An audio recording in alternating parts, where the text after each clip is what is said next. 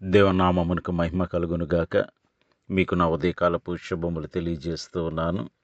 ఈరోజు వాక్యము సమూయేలు 2వ గ్రంథము 11వ అధ్యాయము 1వ వచనము.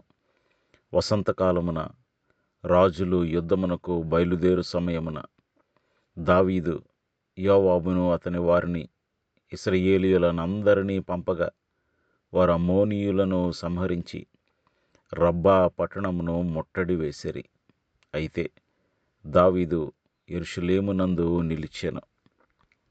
దేవుడి వాక్యము ద్వారా నేడు మనతో మాట్లాడి మనము ఆయన యందు బలవంతులమై జీవించే కృప దేవుడు మనలో ప్రతి ఒక్కరికి దయచేయునుగాక. ఆమేన్. దావీదు తన ప్రజలను అనగా తన సైన్యాధిపతి అయిన యోవాబును, పరాక్రమవంతులను, యుద్ధశూరులను అమ్మోనీయుల దేశం మీదకి యుద్ధానికి పంపించాడు. అమ్మోనీయుల రాజధాని రబ్బా.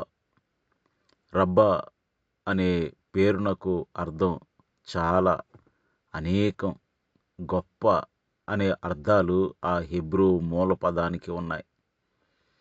అయితే ఇది ఎంతో పురాతనమైన పట్టణము, అమ్మోనీయులకు ప్రధానమైన పట్టణము. దావీదు పంపించినట్లుగానే వారు తమ పరాక్రమమును కనపరిచి ఆ రబ్బా పట్టణమును ముట్టడి వేసిరి అనే పదం ఇక్కడ రాయబడింది. చాలా గొప్పగా వారు పోరాడారు. తమ దేశము కొరకు శత్రువులను నశింపజేశారు. అయితే దావీదు కూడా యుద్ధమునకు వెళ్ళవలసిన వాడు.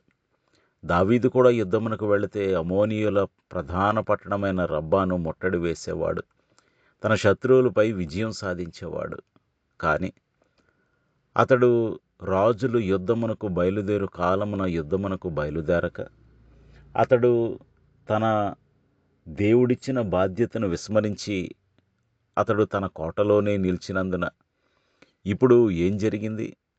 అతడు తన శరీర దురాశల చేత ముట్టడి వేయబడ్డాడు, పట్టబడ్డాడు, జయించబడ్డాడు. తన సైన్యమేమో అమ్మోనీయులను జయిస్తే అతడేమో తన శరీర దురాశల చేత జయింపబడ్డాడు. ఎంత విచారం! ప్రియ సహోదరుడా, సహోదరి, అందుకనే వాక్యం ఏమని సెలవిస్తూ ఉంది? ఎఫెసీయులకు రాసిన పత్రిక 6వ అధ్యాయం 10వ వచనం చూస్తే, తుదకు ప్రభు యొక్క మహాశక్తిని బట్టి ఆయన యందు బలవంతులయ్యుండుడి. ఎంత చక్కని మాట! ఆయన యందు బలవంతులమై ఉండాలి.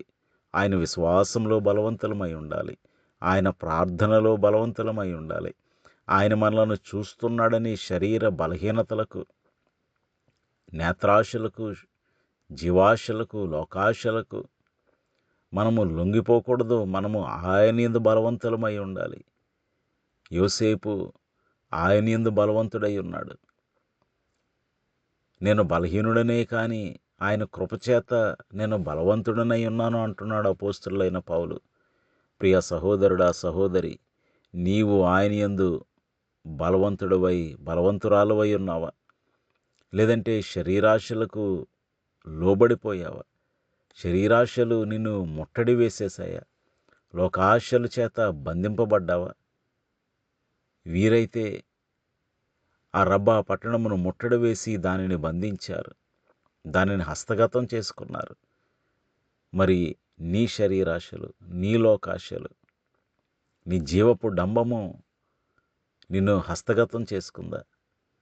నిన్ను బంధించేసిందా? నిన్ను ముట్టడి వేసేసాయా? పాపము చేయువాడు పాపమునకు దాసుడు అని వాక్యం సెలవిస్తూ ఉంది. మరి పాపము చేత బంధింపబడ్డారా? దాసులైపోయారా? వాక్యం ఏమని సెలవిస్తూ ఉంది? కొరింథీయులకు రాసిన మొదటి పత్రిక 16వ అధ్యాయం 13వ వచనం చూస్తే, మెలకువగా ఉండుడి, విశ్వాసమందు నిలకడగా ఉండుడి, పౌరుషము గలవారై ఉండుడి, బలవంతులై ఉండుడి. ఎంత చక్కని ఆర్డర్ ఇక్కడ రాస్తున్నాడో చూడండి. మెలకువగా ఉండాలి.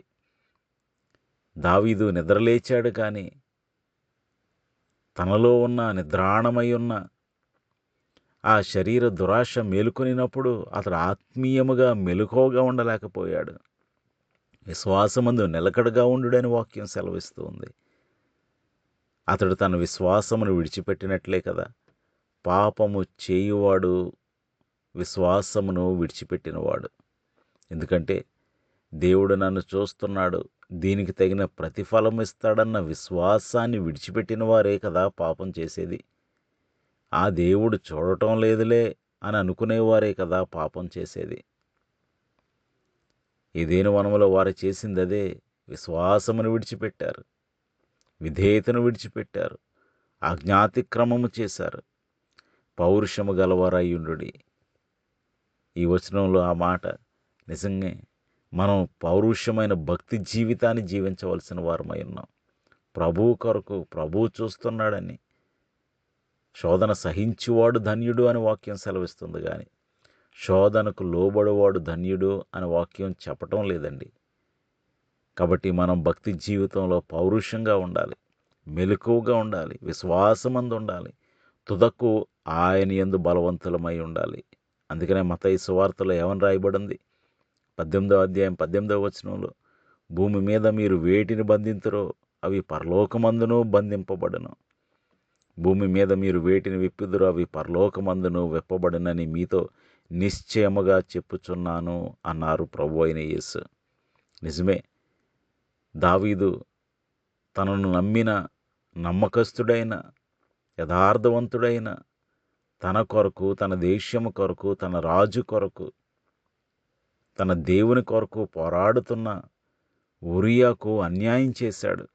అన్యాయాన్ని విప్పాడు. అదేవిధంగా ద్రోహాన్ని విప్పాడు, మోసాన్ని విప్పాడు. ఇప్పుడు అదే అన్యాయం, అదే ద్రోహం, అదే మోసం తన ఎడల తన కుమారుడైన అబ్షాలోము చేశాడు. కాబట్టి ప్రియ సహోదరుడా, సహోదరి, మన పొరుగు వారికి ఏం చేస్తున్నాం? అదే దేవుడు తిరిగి మనకి పరలోకము నుండి పంపిస్తారు. నీవు మేలు చేస్తున్నావా? మనం అలేక మేలు చేసితమేమి, తగిన కాలమందు పంట కోతుము అని వాక్యం సెలవిస్తుంది. కాబట్టి మనం పొరుగువానికి మనం మేలు చేయాలి. మన సంఘమునకు, సమాజమునకు, దేశమునకు మనం మేలు చేయాలి. క్రైస్తవుడు మేలు చేయువాడు. మేలు చేయువాడు క్రైస్తవుడు. మేలు చేయనివాడు క్రైస్తవుడు కాదు. తన పొరుగువానికి కీడు చేయువాడు విశ్వాసి కాదు. కాబట్టి ఇక్కడ దావీదు తన పొరుగువానికి కీడు చేశాడు. అదే పరలోకమందు అతని కొరకు విప్పబడింది. కాబట్టి ప్రియ సహోదరుడా, సహోదరి, దావీదు తన శరీర దురాశల చేత ముట్టడి వేయబడ్డాడు. అతడు రాజే, సింహాసనం మీద ఉన్నవాడే, పరిపాలించువాడే, అధికారము కలిగిన వాడే, సువర్ణ కిరీటము ధరించిన వాడే, చుట్టూ తన శత్రువులపై విజయం సాధించిన వాడే, ఏ యుద్ధంలోనూ ఓడిపోని వాడే. కానీ తన శరీరముతో జరిగే యుద్ధములో అతడు ముట్టడి వేయబడ్డాడు, పట్టబడ్డాడు, బానిసైపోయాడు, జయించబడ్డాడు, ఓటమి పాలయ్యాడు. ప్రియ సహోదరుడా, సహోదరి, మరి నీ ఆత్మీయ జీవితం ఎలా ఉంది? జయించే జీవితమేనా? ఆయన యందు బలవంతులైన జీవితమేనా?